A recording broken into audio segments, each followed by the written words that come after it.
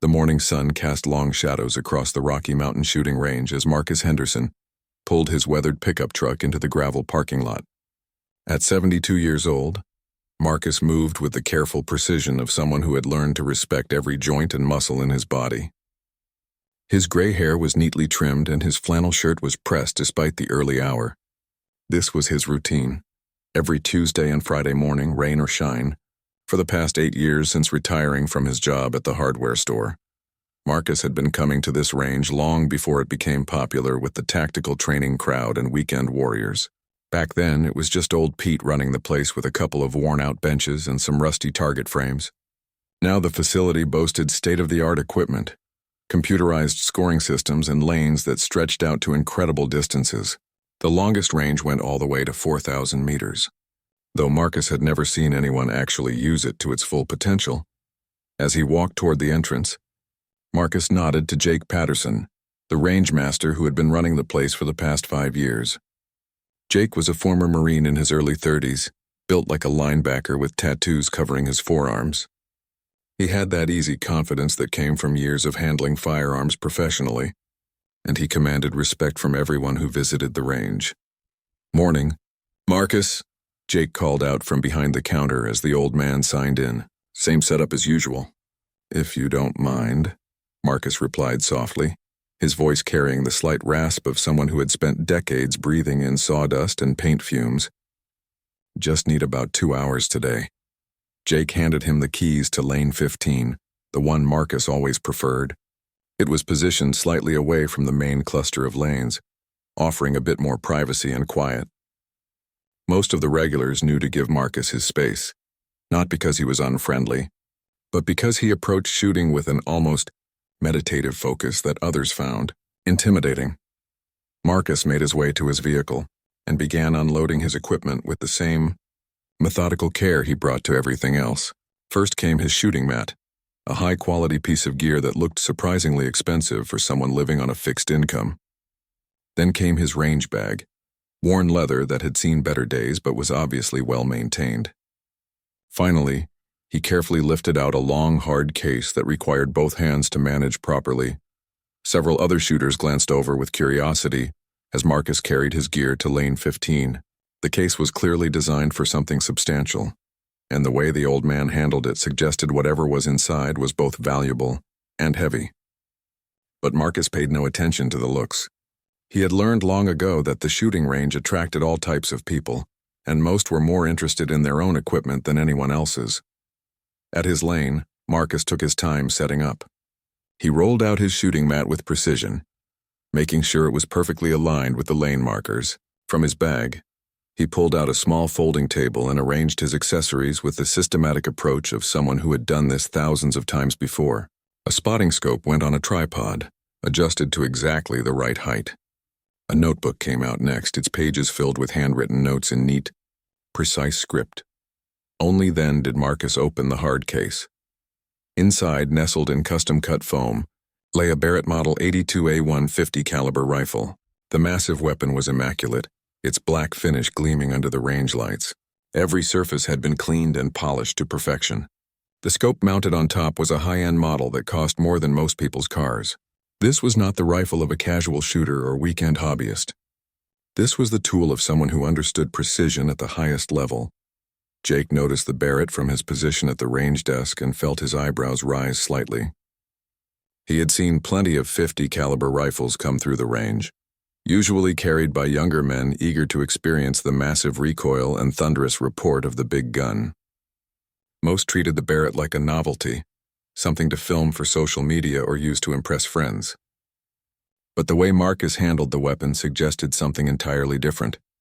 The old man assembled the rifle with practiced efficiency, his weathered hands moving with surprising dexterity as he checked every component. He ran a bore light through the barrel, examined the bolt face, and tested the trigger mechanism. This was not the casual inspection of a recreational shooter, but the thorough examination of someone who understood that tiny details could mean the difference between success and failure. Other shooters began to take notice as Marcus completed his setup.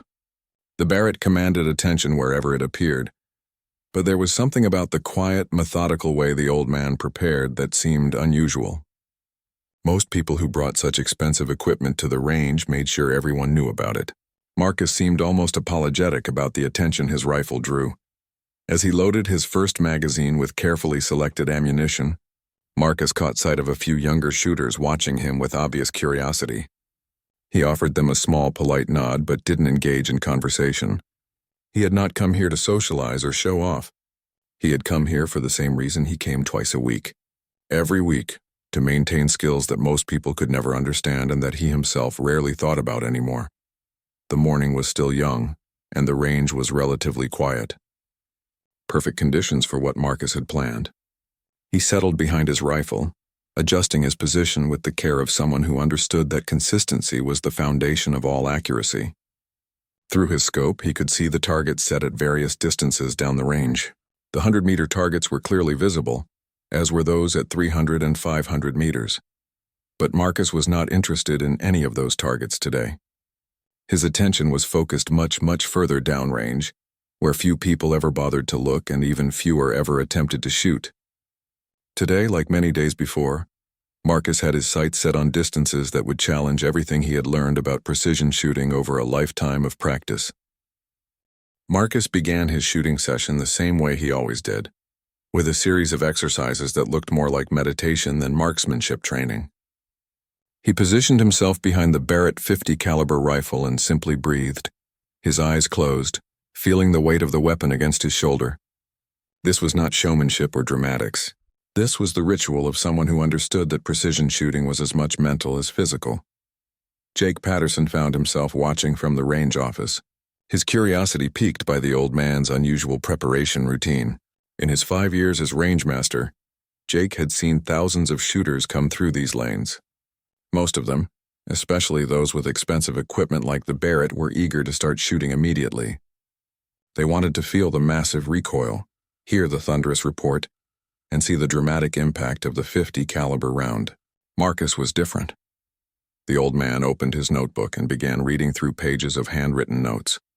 The writing was small and precise, filled with numbers, calculations, and observations that Jake couldn't make out from his distance. Marcus ran his finger down columns of data, occasionally pausing to make a small mark or notation. This was clearly not his first time reviewing this information. After nearly 10 minutes of preparation, Marcus finally chambered his first round. The distinctive sound of the Barrett's bolt sliding home echoed across the range, causing several other shooters to look up from their own activities. But instead of immediately taking aim, Marcus continued his methodical routine. He adjusted his spotting scope, checking the focus and alignment multiple times. He consulted a small weather station that he had set up on his table, noting wind speed, direction, temperature, and humidity in his notebook. He even pulled out a small rangefinder and began taking measurements to various targets, writing down each reading with the same careful precision. "That's some serious preparation," commented Rick Morrison, a regular shooter who had taken the lane next to Marcus. Rick was a former police officer who prided himself on his marksmanship skills, and he had been watching the old man's routine with growing interest. Marcus looked up from his notebook and offered a quiet smile. "Preparation is everything," he said simply. "The rifle can only do what you prepare it to do." Rick nodded, though he wasn't entirely sure what Marcus meant. Most shooters he knew, including himself, focused on the fundamentals: grip, stance, sight alignment, trigger control. This level of environmental monitoring and calculation seemed almost excessive for a day at the shooting range. Marcus returned to his preparations, pulling out a small handheld device that Rick didn't recognize. The old man held it up in various directions, checking readings on its small screen and making more notes. Jake, watching from the office, realized it was a ballistic calculator. Sophisticated piece of equipment used by long-range precision shooters to account for environmental factors that could affect bullet trajectory. "First, shot is always to confirm zero," Marcus said quietly, more to himself than to Rick. He settled behind the rifle, his body positioning itself with the muscle memory of countless hours of practice. His left hand found its natural place on the forestock. His right hand gripped the pistol grip with just enough pressure to maintain control without inducing tremor. The Barrett's scope was focused on a target at 300 meters, a distance that most shooters would consider respectable for a precision shot. Marcus controlled his breathing, allowing his natural respiratory pause to dictate the timing of his shot. His finger found the trigger and applied pressure with the smooth, steady squeeze of someone who had learned to treat the trigger as a precision instrument rather than a simple mechanical device. The Barrett roared, sending its massive 50 caliber projectile downrange with devastating authority. The recoil, which could be punishing for inexperienced shooters, seemed to have no effect on Marcus at all. He absorbed the impact naturally, his body positioning and technique turning what could be a violent experience into something smooth and controlled. Through his spotting scope, Marcus examined the impact point on the 300-meter target. He made a small notation in his notebook, then adjusted his rifle scope with a few precise clicks. This was his zero confirmation, ensuring that his rifle was shooting exactly where he intended it to shoot under current conditions. "Nice shooting," Rick commented, having watched the entire sequence through his own spotting scope. The shot had been perfectly centered, exactly what anyone would expect from such careful preparation. But Marcus was already moving on to his next phase. He swung his rifle to the left, away from the 300-meter targets, and began searching through his scope for something much further downrange. Jake, watching from the office, felt his curiosity intensify as he realized the old man was looking beyond any of the standard target distances. Marcus found what he was looking for at a small white target board positioned at what had to be well over 1,000 meters downrange. Jake grabbed his own spotting scope and tried to locate the same target. Even with magnification, it was barely visible, appearing as little more than a white dot against the backdrop of the mountain range. "What's he shooting at?" Jake wondered aloud. Though no one was close enough to hear him, Marcus made several more adjustments to his scope, consulting his notebook frequently and cross-referencing information with his ballistic calculator. He was clearly calculating for a shot at extreme range, the kind of distance that required expertise far beyond what most recreational shooters ever attempted. The old man settled behind his rifle again, but this time his preparation took much longer. He observed the mirage patterns visible through his scope, noting how heat waves rising from the ground would affect his bullet's path. He watched the grass and vegetation at various distances, reading wind patterns that most shooters wouldn't even notice. Rick had stopped his own shooting entirely, fascinated by the level of skill and preparation he was witnessing. Other shooters in nearby lanes had also begun to take notice, sensing that something unusual was happening at lane 15. Marcus made one final series of adjustments to his scope, then positioned himself for what was clearly going to be a very challenging shot. The target he had selected was so far away that even identifying it required significant magnification. Actually hitting it would require a level of skill that few people possessed. As he prepared to take the shot, Marcus's demeanor shifted slightly. The relaxed, almost casual attitude he had maintained during his preparation gave way to an intense focus that seemed to change the very air around him. This was not recreational shooting anymore. This was something much more serious, requiring capabilities that Jake was beginning to suspect went far beyond what most people realized. Jake Patterson set down his coffee cup and walked closer to lane 15, his curiosity now completely overwhelming his usual policy of giving shooters their space. Through his own spotting scope, he had been trying to identify exactly what target Marcus was aiming at, and what he discovered made him question his own eyes. The target Marcus had selected was positioned at the absolute maximum distance of their range, nearly 3,800 meters away. Jake had to check the range markers twice to believe what he was seeing. In 5 years of running this facility, he had never seen anyone even attempt a shot at that distance. The target was so far away that it appeared as nothing more than a tiny white speck, barely visible even with high-powered optics. "Sir," Jake said quietly, approaching Marcus's position with the respectful tone he used when he needed to discuss range safety issues. "I want to make sure you're aware that target is positioned at our maximum distance. That's nearly 2.5 miles downrange." Marcus looked up from his rifle scope and met Jake's eyes with a calm, steady gaze. "I'm aware of the distance," he said simply. "I've been tracking the conditions all morning. Wind is steady at 4 miles per hour from the northwest. Temperature is 68 degrees, humidity at 42%. Barometric pressure is stable." Jake felt his eyebrows rise. Those were the precise environmental readings from the range's own weather station, information that Marcus somehow had memorized or calculated on his own. Most shooters never bothered with such detailed environmental data, even for much shorter shots. The thing is, Jake continued carefully. That distance requires some serious ballistic calculation. The bullet drop alone would be. He paused, trying to do the math in his head. Approximately 847 inches, Marcus said quietly, assuming standard atmospheric conditions and the specific ammunition I'm using today. But conditions aren't standard, so I've adjusted for current environmental factors. He gestured to his notebook, which Jake could now see was filled with complex calculations and data tables.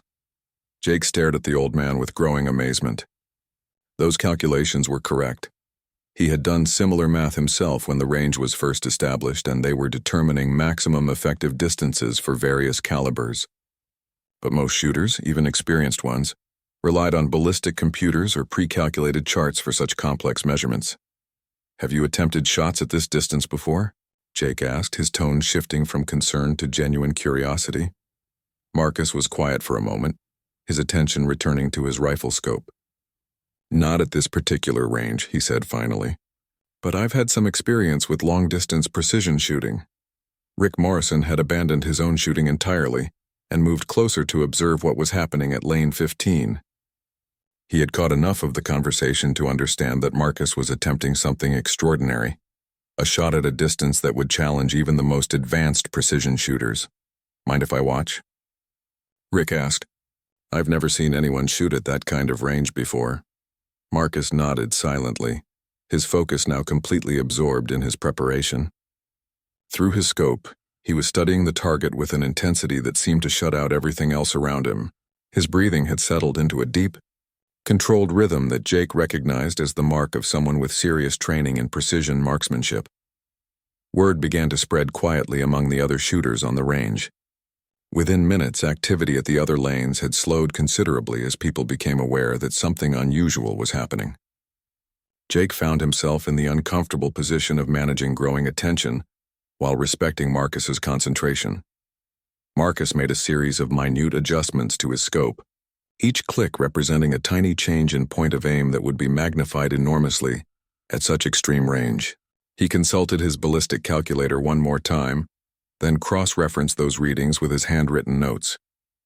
Everything about his preparation suggested a level of expertise that went far beyond recreational shooting. The old man settled, behind his rifle with the fluid motion of someone who had performed this exact sequence thousands of times. His left hand found its natural position on the forestock. His right hand established a consistent grip on the pistol grip. His body alignment shifted slightly as he accommodated the high angle required for such an extreme shot. Through his scope, Marcus could see the target as little more than a white blur against the natural backdrop of the mountain range. At this distance, traditional aiming techniques became almost meaningless. Success would depend entirely on precise calculation, perfect execution, and environmental factors that could change from moment to moment. Jake watched through his own spotting scope, trying to maintain visual contact with the distant target. Even with magnification, it was difficult to keep the target in view. The heat waves rising from the ground created mirage, effects that made everything at that distance appear to shimmer and dance. Marcus controlled his breathing with the precise timing of someone who understood that at extreme range, even the slight movement caused by respiration could mean the difference between a hit and a miss. His finger found the trigger and began the slow, steady pressure that would eventually release the shot. The silence on the range had become almost complete. Other shooters had stopped their activities entirely, sensing that they were about to witness something remarkable. Jake found himself holding his own breath as he watched the old man's final preparations. Marcus made one last tiny adjustment to his body position, ensuring that his bone structure was supporting the rifle's weight rather than relying on muscle tension that could introduce tremor. His eye picture through the scope was perfect, his natural point of aim established through careful positioning rather than forced alignment. The Barrett's trigger broke with a clean, crisp release that Marcus had trained himself to achieve through thousands of hours of practice. The massive .50 caliber projectile left the barrel at over 2,800 feet per second, beginning its long arc toward a target that was barely visible to the human eye. The thunderous report of the Barrett echoed across the range and into the surrounding mountains, a sound that never failed to command attention. But Marcus remained perfectly still behind his rifle, watching through his scope as he tracked the bullet's path toward its distant target. At 3,800 meters, the bullet would take several seconds to reach its destination, time enough for environmental factors to have significant impact on its trajectory. Marcus watched and waited, his expression showing none of the tension that Jake felt as he tried to spot the impact through his own optics. The seconds stretched endlessly as Marcus's bullet traveled its impossibly long path toward the distant target. Jake Patterson found himself holding his breath, his eye pressed to his spotting scope as he tried to track the projectile's path across nearly 2.5 miles of mountain terrain. At this distance, even the powerful .50 caliber round would take what felt like an eternity to reach its destination. Marcus remained motionless behind his rifle, his eyes still focused through his scope, watching for the telltale signs of impact. His breathing had returned to its natural rhythm, but his concentration remained absolute. This was not his first time attempting such an extreme shot, and his calm demeanor suggested a level of confidence that came from extensive experience. Rick Morrison stood beside Jake, both men straining to see the distant target through their optics.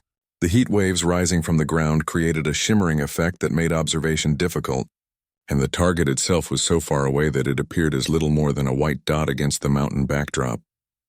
"There," Marcus said quietly, his voice carrying a note of satisfaction that made both Jake and Rick snap their attention back to their spotting scopes. At first, neither man could see anything. The target was simply too far away for them to detect the impact with their equipment, but Marcus was already making notations in his notebook, his movements suggesting that he had clearly observed something that they had missed. "Did you see the hit?" Jake asked, unable to keep the excitement out of his voice. Marcus looked up from his notebook with a slight smile. "Center mass," he said simply. "Maybe an inch and a half high, but well within the target zone." Jake felt his mouth fall open. An inch and a half deviation at 3,800 meters was essentially a perfect shot, the kind of accuracy that should have been impossible at such extreme range. He looked back through his spotting scope, trying to confirm what Marcus claimed to have seen. "I can't see it from here," Jake admitted. "The distance is just too great for my equipment. Would you like to take a drive downrange to confirm?" Marcus asked, his tone suggesting that he was completely confident in his claim. Jake nodded eagerly, then realized he would need to temporarily shut down the range to safely travel downrange with an active shooter present. "Let me get the all-clear signal sorted out," he said, reaching for his radio.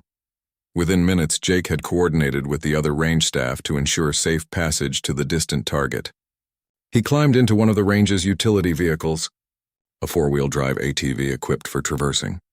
The rough terrain between the shooting positions and the furthest target locations, the drive to the 3,800-meter target took nearly 15 minutes, following a winding dirt track that had been cut through the mountain terrain specifically for target maintenance.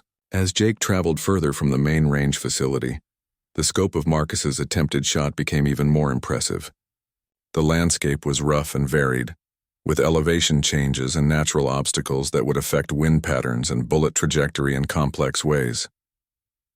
When Jake finally reached the distant target area, he could barely make out the range buildings in the distance, appearing as tiny structures against the mountainside. The perspective emphasized just how remarkable Marcus's shot had been. The old man had been aiming at a target that was barely visible from his shooting position. Jake parked the ATV and walked to the target board that Marcus had been aiming at. What he found there made him stop in his tracks and stare in disbelief. The target showed a clean, round hole punched through the white paper, positioned almost exactly in the center of the target zone. The impact point was slightly high, just as Marcus had claimed, but well within what any reasonable observer would consider a perfect hit. The hole was surrounded by the characteristic star-shaped tearing that indicated a high-velocity impact from a large-caliber projectile. Jake pulled out his phone and took several photographs of the target. Knowing that no one would believe what he was seeing without photographic evidence, he measured the impact point carefully, confirming that the shot had indeed struck within inches of the target center. At 3,800 meters, such accuracy was almost beyond comprehension. The drive back to the main range facility gave Jake time to process what he had witnessed. In his 5 years as rangemaster and his previous military experience, he had never seen shooting of this caliber. Marcus had achieved something that most people would consider impossible, and he had done it with the casual confidence of someone for whom such shots were routine. When Jake returned to the range, he found that word of Marcus's attempt had spread among the other shooters. A small crowd had gathered around lane 15, though they maintained a respectful distance as the old man continued his shooting session. Marcus had moved on to other targets at various distances, each shot taken with the same methodical preparation and precise execution. "Well?" Rick Morrison asked as Jake parked the ATV. The former police officer's expression was eager with curiosity. Jake held up his phone, showing the photographs of the target. "Dead center," he said, his voice carrying a note of awe that he couldn't suppress. At 3,800 meters, he put a .50 caliber round within 2 inches of perfect center.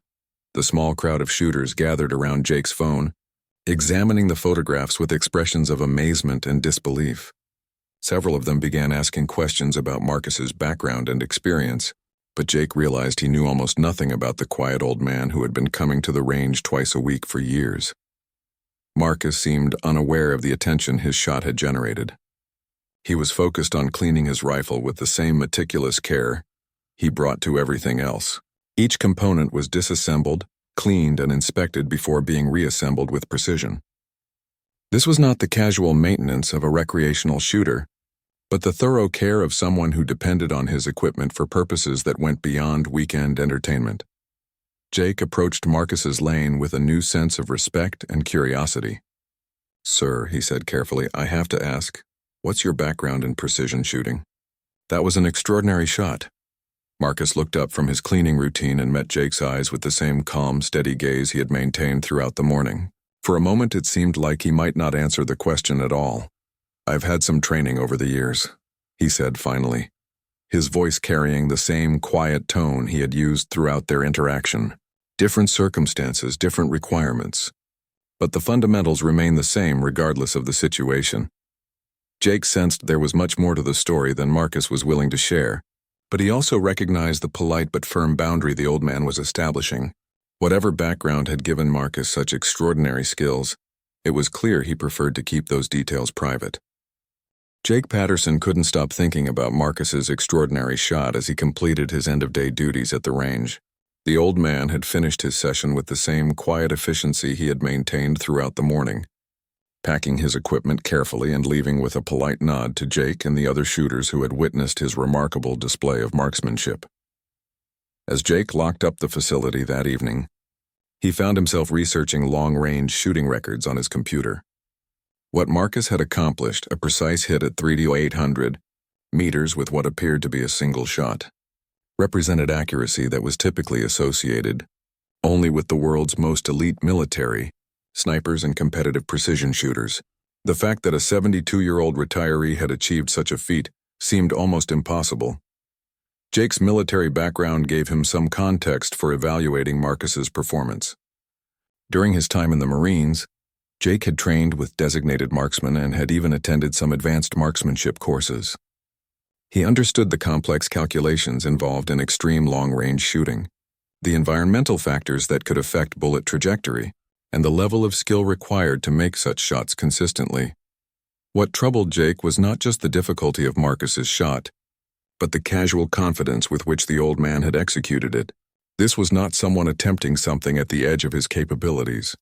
This was someone operating well within his comfort zone, even at distances that would challenge the world's best shooters. The next morning, Jake arrived at the range early and began reviewing the sign-in logs from previous months. Marcus Henderson had indeed been coming to the facility twice a week for years, always signing in for the same amount of time, always using lane 15 when it was available.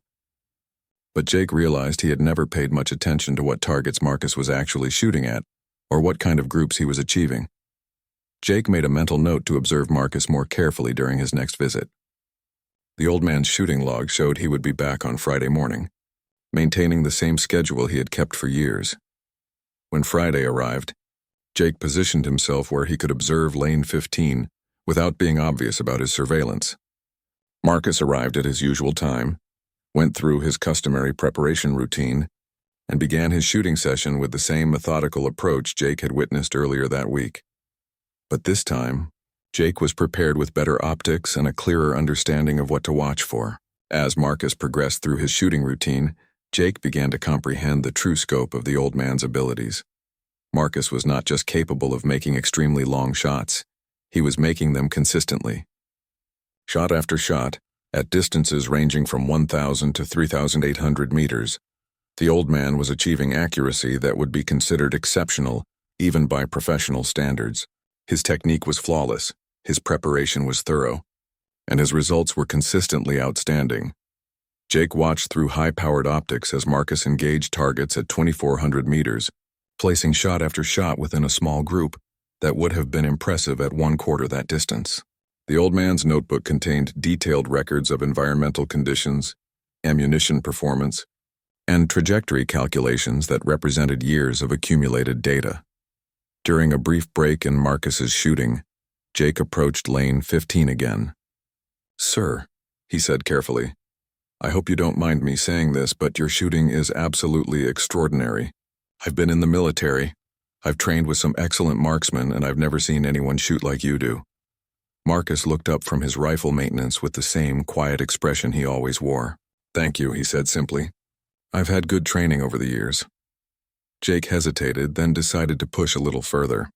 "What branch of service were you in, if you don't mind my asking?"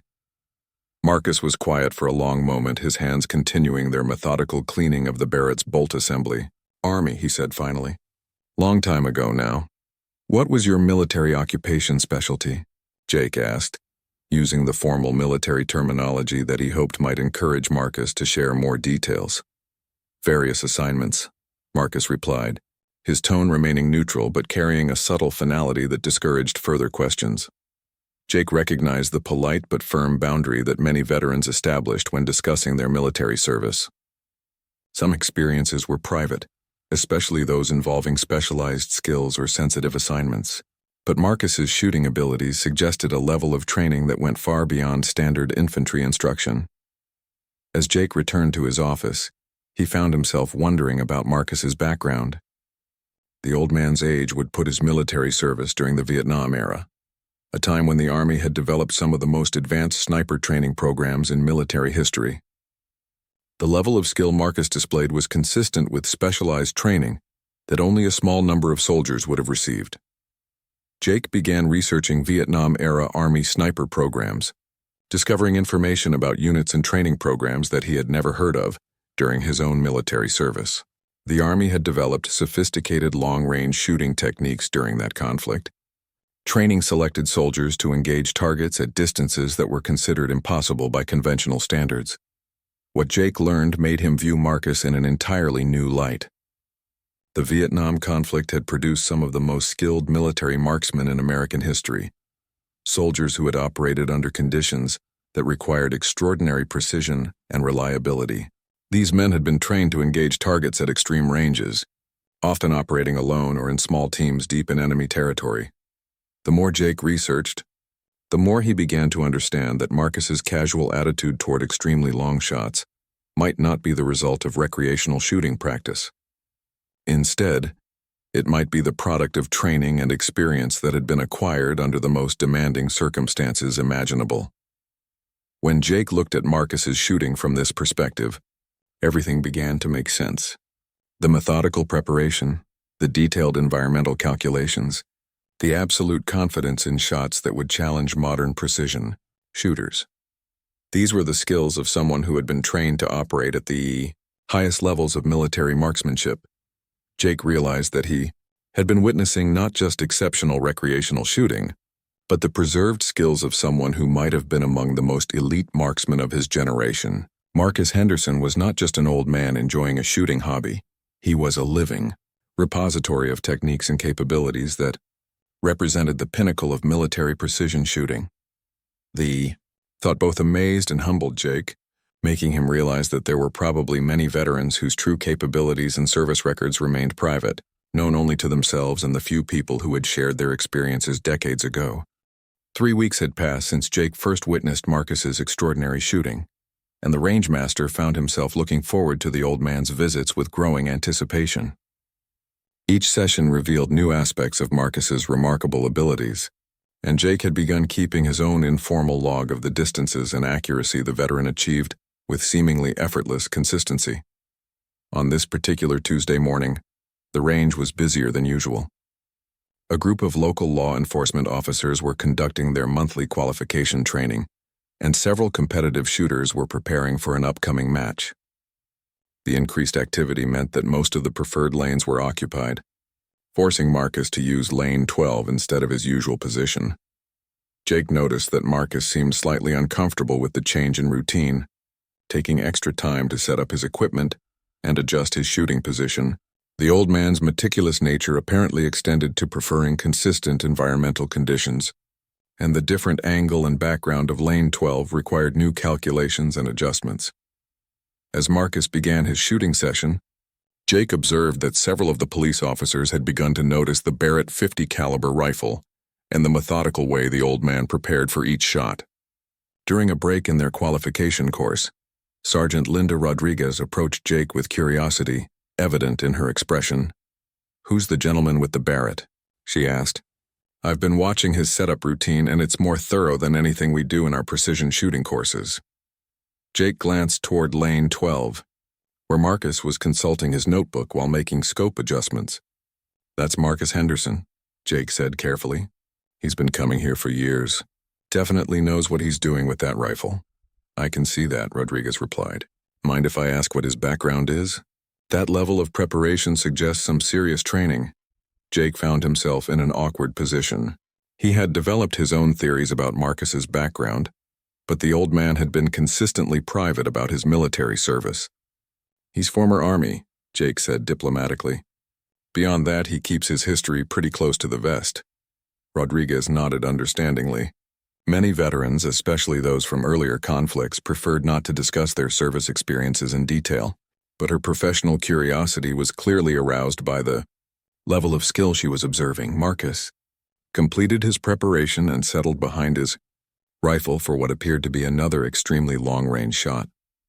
Jake had learned to recognize the signs, the extended consultation with his ballistic calculator, the careful observation of wind indicators at multiple distances, and the particular way Marcus positioned himself for high-angle shots. Through his spotting scope, Jake located the target Marcus had selected. Once again, it was positioned at the maximum range of the facility, nearly 3,800 meters away. Even knowing what to look for, Jake could barely identify the target as a small white rectangle against the mountain backdrop. "What's he shooting at?" Rodriguez asked, having noticed Jake's intense focus through his optics. "Target at 3,800 meters, Jake replied, not taking his eye away from his spotting scope. Rodriguez looked at Jake with obvious skepticism. 3,800 meters? That's over 2 miles. Are you sure? I've confirmed it personally, Jake said. Last time he shot at that distance, I drove downrange to check the target. Dead center hit.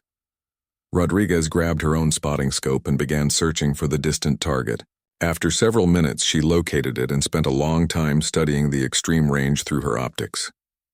That's an incredible shot to even attempt, she said finally. The environmental calculations alone would be enormously complex.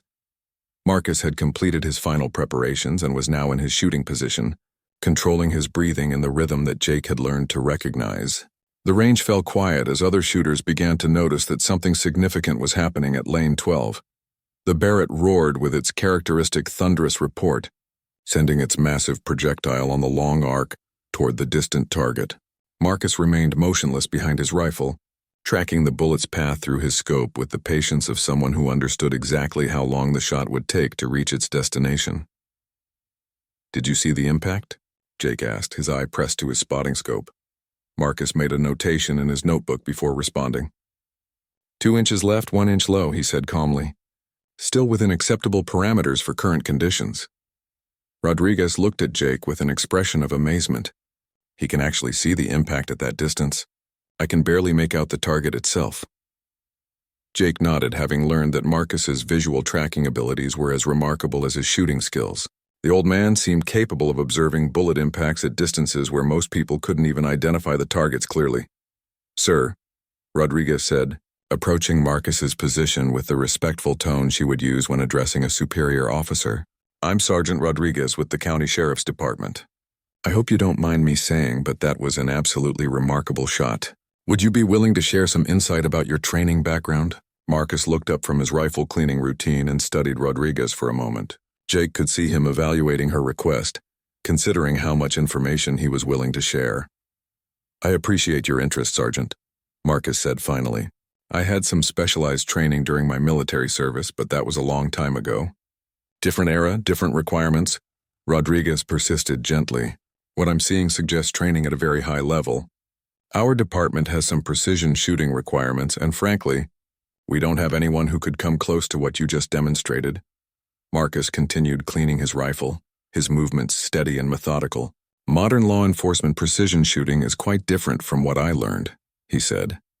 Different distances, different situations, different objectives.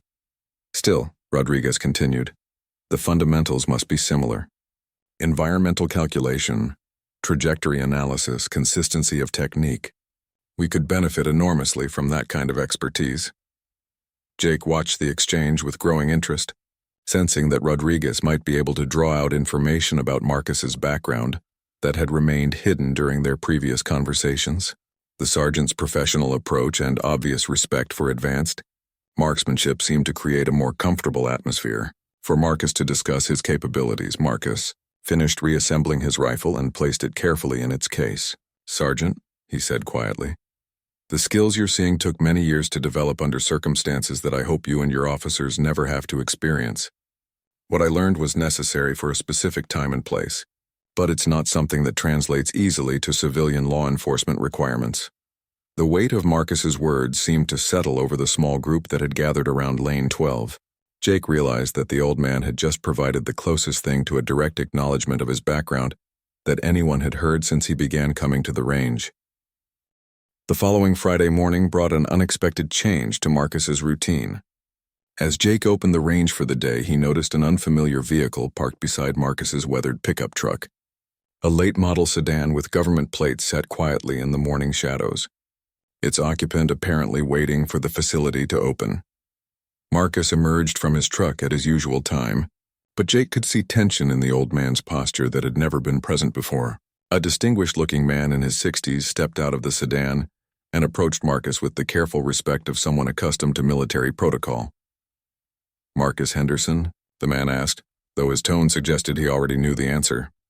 Yes, Marcus replied, his voice carrying a wariness that Jake had never heard before. Colonel James Mitchell.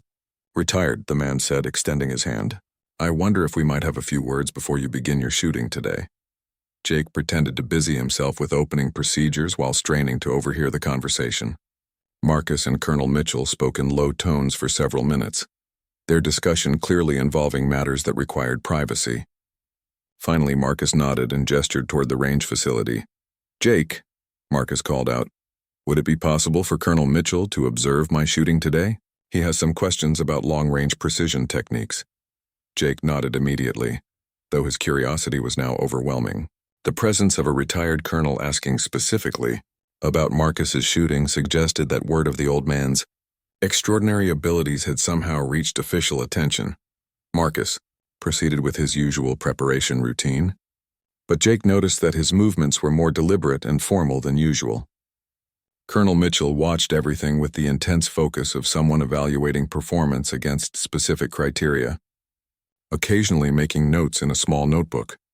When Marcus settled behind his Barrett for his first long-range shot of the day, Colonel Mitchell positioned himself with his own spotting scope, clearly prepared to observe and evaluate the old man's technique in detail. The target Marcus selected was at the maximum range again, 3,800 meters, but this time his preparation seemed even more meticulous than usual. Conditions are optimal today, Marcus said quietly, speaking to Colonel Mitchell while making his final scope adjustments. Light wind from the northwest, stable temperature, good visibility. As close to ideal as we're likely to see. Colonel Mitchell nodded, his attention focused on Marcus's preparation techniques. Show me what you can do, Sergeant, he said, using a rank that made Jake's head snap up in surprise. Marcus's response was immediate and instinctive. His posture straightened slightly, and his movements took on the precise efficiency of someone responding to military protocol. Yes, sir, he replied, settling behind his rifle with renewed focus. The shot, when it came, was perfect. Even from his position at the range desk, Jake could see through his spotting scope that Marcus had achieved another center hit at the impossible distance. But more importantly, Jake had just learned that Marcus's military rank had been sergeant. and that Colonel Mitchell clearly knew details about the old man's service record. "Outstanding," Colonel Mitchell said, lowering his spotting scope. "After all these years, your skills remain exceptional." Marcus cleared his rifle and sat back from his shooting position. "Thank you, sir. Though I have to ask what brings you here after so many decades." Colonel Mitchell was quiet for a moment, studying Marcus with an expression that combined respect with something that might have been regret. "There's been some discussion at official levels about documenting the techniques and capabilities that were developed during your era of service, skills that may have been lost as personnel retired and training programs evolved." "I see," Marcus said, his tone carefully neutral. "What you accomplished during your service in Vietnam represents some of the most advanced precision shooting capabilities that were ever developed," Colonel Mitchell continued. "The Army's current sniper programs are excellent, but there are techniques and approaches that your generation pioneered that haven't been preserved in official training documents." Jake felt his understanding of Marcus's background suddenly click into place. The old man hadn't just been a military marksman. He had been part of the specialized sniper programs that had operated in Vietnam, units that had pushed the boundaries of long-range precision shooting under combat conditions. "Sir," Marcus said carefully, "what I learned and what I did was specific to that time and that conflict. I'm not sure it has relevance to modern military requirements." Colonel Mitchell shook his head. "You're wrong about that, Sergeant. The fundamentals you mastered, environmental calculation, trajectory analysis, target evaluation under adverse conditions, these remain critical skills. But more than that, there's a level of precision and consistency in your shooting that represents capabilities we're not achieving in current training programs." Marcus was quiet for a long time, his attention focused on cleaning his rifle with the same methodical care he always showed. Finally, he looked up at Colonel Mitchell with an expression that carried decades of weight. "Colonel," he said quietly, "I've spent 50 years trying to leave that part of my life in the past. What I did over there, what we all did, was necessary at the time, but it took a toll that I wouldn't wish on anyone. These skills you're talking about, they came at a price that can't be calculated in training manuals." Colonel Mitchell nodded with understanding. "I know that, Sergeant. We all know that. But the reality is that current conflicts require precision shooting capabilities at extreme ranges, and we're losing institutional knowledge as veterans like yourself pass away. What you could teach might save lives." Jake watched the exchange with growing comprehension of the weight both men carried. Marcus represented not just exceptional shooting skills, but a direct connection to techniques and experiences that had been forged under the most demanding circumstances possible. Colonel Mitchell was asking him to revisit a part of his life that he had deliberately left behind. Marcus finished cleaning his rifle and closed his equipment case with finality. "Colonel," he said, standing and meeting the officer's eyes directly, "I'll need some time to think about what you're asking. This isn't a decision I can make lightly." Colonel Mitchell stood as well, extending his hand again. "Of course, Sergeant. Take all the time you need. But please consider that what you can do, represents capabilities that shouldn't be lost to history." As both men prepared to leave, Jake realized that he had witnessed something far more significant than exceptional recreational shooting. Marcus Henderson was not just a skilled marksman enjoying a retirement hobby. He was a guardian of knowledge and capabilities that had been earned through experiences most people could never imagine. The quiet old man who came to the range twice a week, who cleaned his rifle with such meticulous care and shot with such extraordinary precision, carried within himself the preserved skills of a generation of warriors who had pushed the boundaries of what was possible in precision shooting. And now, after decades of peaceful retirement, he was being asked to decide whether those hard-won capabilities should be shared with a new generation of soldiers who might need them to survive their own impossible missions.